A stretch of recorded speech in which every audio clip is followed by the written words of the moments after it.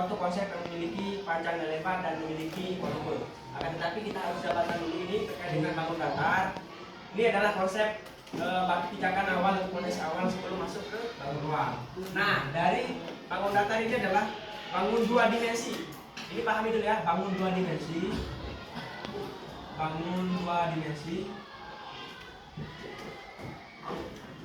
yang memiliki panjang dan lebar, yang memiliki panjang, saya singkatnya panjang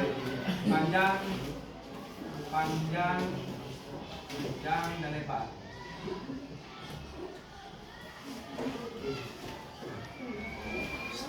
Tetapi tidak memiliki volume,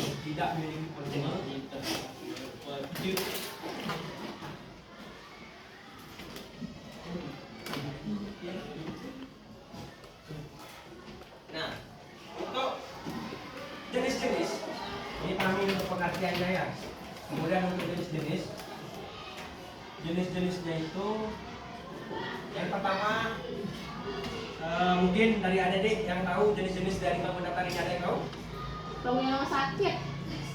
Jadi untuk masalah ini seperti yang sudah diketahui bersama bahwa memang adik-adik ini paham sebenarnya tetapi tidak bisa mengidentitaskan untuk bangun ini. Seperti pada kehidupan sehari-hari itu banyak yang kita tahu semestinya. Untuk jenis-jenis itu yang pertama itu ada namanya persegi ya. Persegi itu adalah persegi. Kemudian apa lagi? Panjang. Itu tadi apa? Segitiga. Balok. Segitiga. Belum masuk balok. Ini dulu harus kita pahami bangun datar ini. Belum balok. Belum Mas. Iya, tidak. Persegi panjang.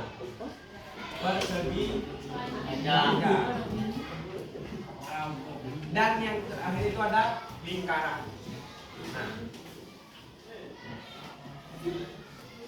Nah, nanti ketika kita sudah pahami dulu bangun datar itu baru masuk ke bangun ruang. Dan untuk jenis-jenis bangun ruang itu nanti seperti yang sudah disampaikan tadi, ada limas, ada kubus, ada bola, kemudian banyak lagi adik-adik. Jadi sebelum masuk ke bangun ruang, kalian semua kita semua harus pahami dulu apa fondasi awal, pijakan awal sebelum memahami konsep bangun ruang ini. Jadi nanti akan ada ketersinambungan gitu. Ketika kita sudah paham untuk bangun datar ini, maka adik-adik akan lebih mudah untuk memahami terkait dengan konsep bangun ruang. Mungkin dari adik-adik ini untuk jenis-jenisnya sudah dipahami semua ya. Dalam kehidupan sehari-hari kita sudah tahu persegi itu adalah yang memiliki sisi sama, dua sisi sama, yaitu gini. Ini persegi ya. Yang memiliki memiliki panjang dan lebar yang sama. Kemudian segitiga ini, persegi panjang begini, kemudian lingkaran begini. Nah, inilah gambaran utamanya teman-teman ya, adik-adik untuk belum masuk ke bangun datar. Nah, mungkin ada pertanyaan mungkin sebelum kita beranjak ke bangun ruang. Sudah dipahami semua ya? Nah, kemudian unsur-unsurnya, unsur-unsur bangun ruang. Unsur-unsur bangun ruang itu harus kita sama-sama pahami dulu. Dari persegi ini, apa yang menjadi unsur-unsur dari persegi ini sehingga kita bisa katakan persegi? Apa yang menjadi ciri-cirinya? Apa yang menjadi unsur-unsurnya? Tentu dari persegi ini itu mempunyai sisi, kemudian sudut, diagonal, dan titik sudut.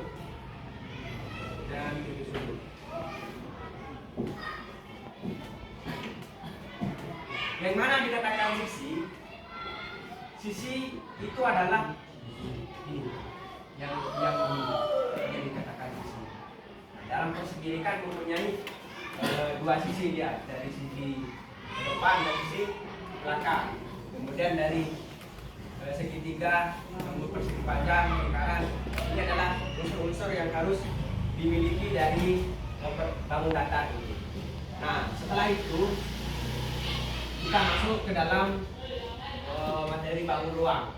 Nah, mungkin untuk lebih jelasnya nanti akan ada penyampaian kembali dari rekan saya Muhammad Asrori kepada beliau. Kami persilakan. Nah, di sini bangun ruang itu adalah salah satu kesatuan dari bangunan. Oke, kurang lebih seperti ini ya, kubus di sana. Oke, di sini kubus memiliki 6 sisi. 6 sisi seperti yang tadi. Apa sih itu 6 sisi? Nah, apa yang disebut 6 sisi di dalam kubus? Ada yang tahu? Ya, ini kan kesatuannya. Kalau sebenarnya kalau kubus ini dibuka, itu bakal seperti ini.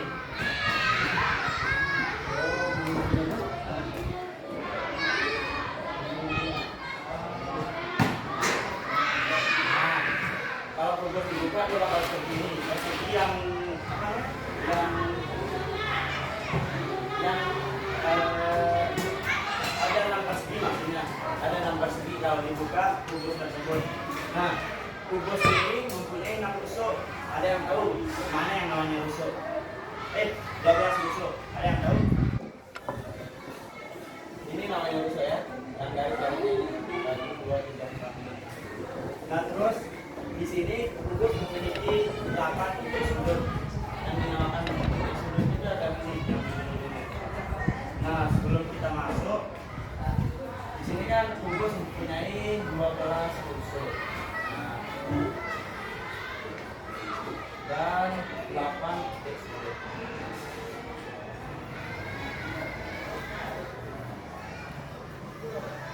Nah, di dalam ruang di sini dia memiliki yang namanya luas permukaan. Nah, kalau di bangun datar tersebut cuma dihitung luas permukaannya aja. Kalau di bangun ruang, dikarenakan ini bangun ruang, dia memiliki isi kan, volume. Jadi kita juga akan menghitung isinya. Di sini kita mempunyai rumus untuk kubus, yaitu untuk menghitung luas permukaannya. Di sini rumusnya 6 kali S kuadrat. Nah, sebelum masuk, ada yang tahu kenapa bisa 6 dikali S kuadrat? Kenapa dia ada 6? Dikarenakan di sini kan dia memiliki 6 sisi. Makanya kenapa dia dikali 6? Nah, S-nya ini adalah sisi yang dikali X, sisi kuadrat. Sisi kuadrat, sisi dikali sisi. Kalau rumus dari persegi ini adalah sisi dikali sisi. Sisi dikali sisi. Kenapa dibuat kuadrat? Karena sisi dikali sisi tersebut. Nah, terus untuk rumus volume di sini S pangkat 3 atau sisi kali sisi kali sisi. Di sini kita akan menghitung luas permukaan dari kubus tersebut. Luas permukaan dari kubus 5 kuadrat. Nah, di sini bagaimana penjabarannya? Ada yang tahu? 6 kali 5 kuadrat. Kan di sini kita memiliki sisi 5 cm. Sesuai dengan rumus, sisi 5 cm ini kita masukkan ke dalam S kuadrat tadi menjadi 5 kuadrat. Ada yang tahu gimana penjabarannya?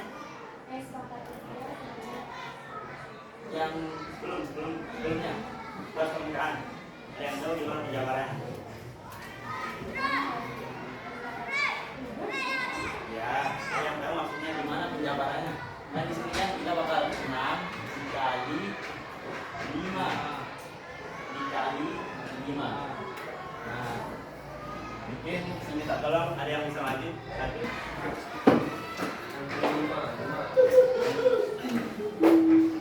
Berapa? Nah, kali 5. Berapa? Mungkin bisa dibantu teman-temannya. Kali 5 berapa? Nah, Betul, di atas dulu.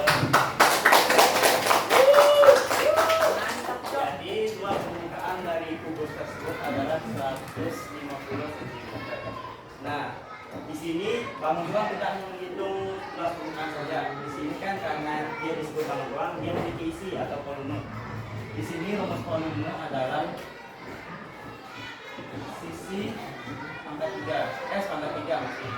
Di sini penjabarannya itu S kali S kali S. Sama dengan berapa? Kan sisi kali sisi kan namanya substitusi. Gimana cara dimasukkan?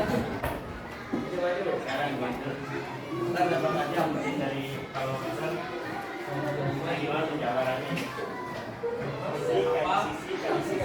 Sisi apa yang diketahui? Pak diketahui kan di sana sisinya 5 cm. Ya. Nah, penjabarannya Sana sudah. tulis dulu makanya. Ya, nah. Nah, Bapak, sudah.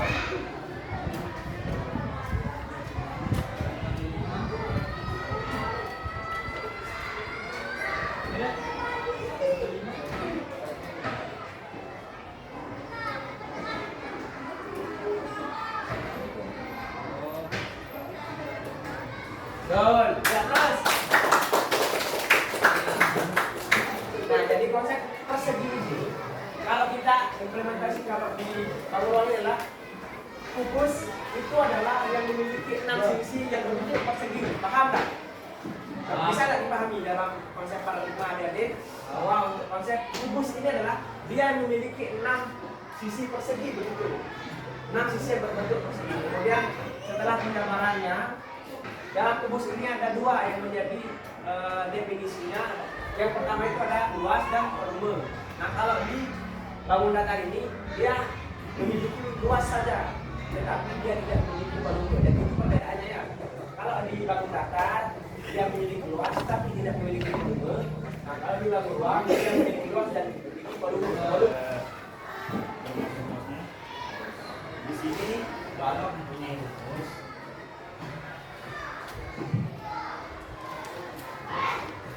itu 2 kali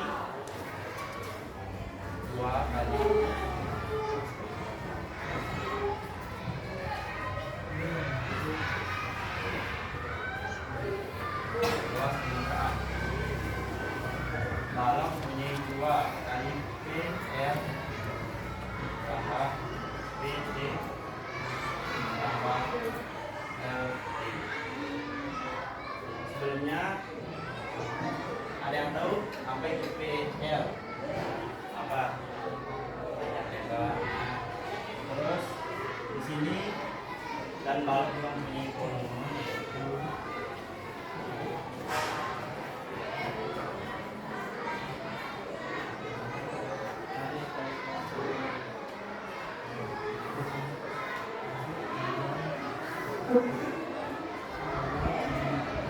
di sini sudah dijabarkan kalau ini volume dilewati dan dipajang. Di sini kan sudah saya jabarkan. Saya akan meminta salah satu dari kalian untuk menyelesaikan soalnya. Ini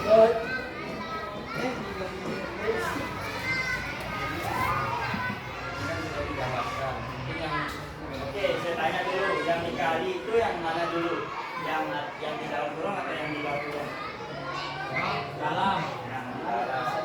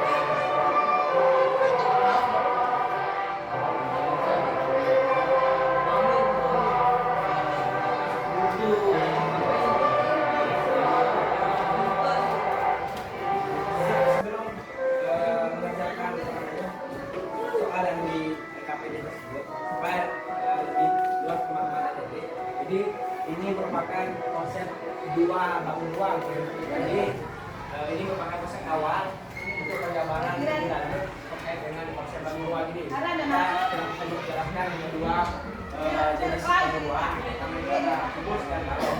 Dan untuk lebih jelasnya nanti mungkin saya sisakan di kelas 9 besok. Mungkin untuk kesusahan ataupun yang belum dipahami bisa ditanyakan lebih lanjut terkait dengan soal yang kita bawa tulis di SKP kita. Nah, kami beri waktu mulai jam 9.51 sampai 10.00 ya. Mungkin 9 menit cukup untuk menjawab dua pertanyaan itu. Mungkin bisa ditulis kalau memang berkelompok 2 orang tulis namanya dua-duanya. Oke, semangat. Silakan.